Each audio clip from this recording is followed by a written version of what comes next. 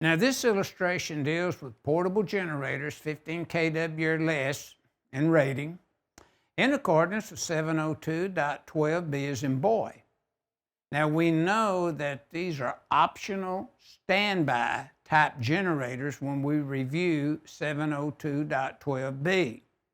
Now reviewing the notes 1 and 2, note 1 says disconnect is not required at the generator if we follow the requirements of 702.12b.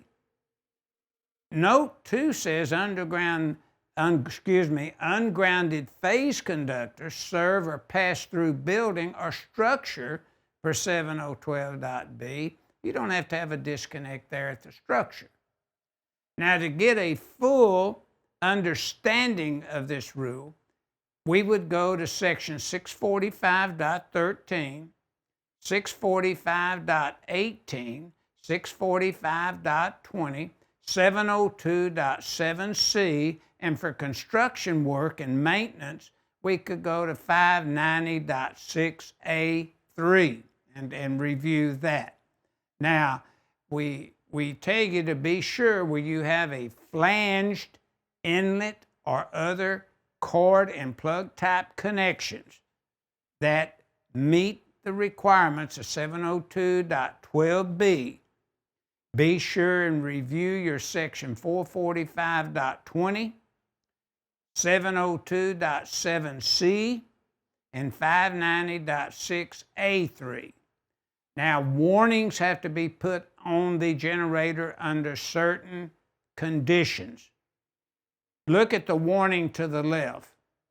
For the connection of a separately derived bonded neutral system, we would go really and look at 250.30 for this rule and requirements, but the warning has to be put on that this is a connection in accordance with a separately derived system that we're using. Now let's look at the warning to the next, right next to it. For connection of a non-separately derived system, in other words, the neutral's not connected in any way to make it a separately derived system, then we'd identify that. But you cannot play with the connection of the neutral conductor to the frame of the generator without the manufacturer listed that you can do this.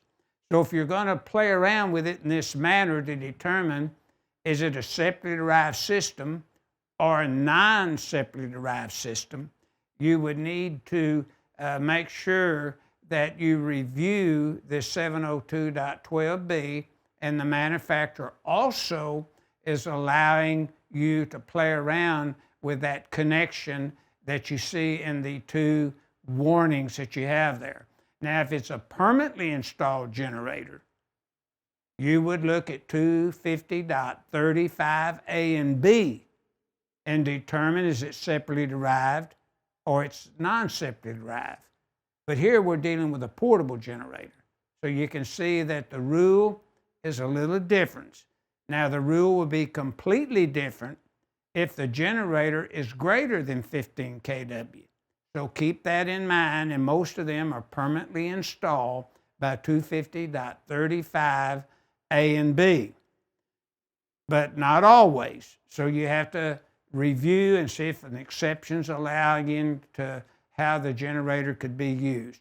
So our figure 16-143 is illustrating portable generators at 15 kW or less when they're optional standby type in accordance with NEC 702.12b as in boy.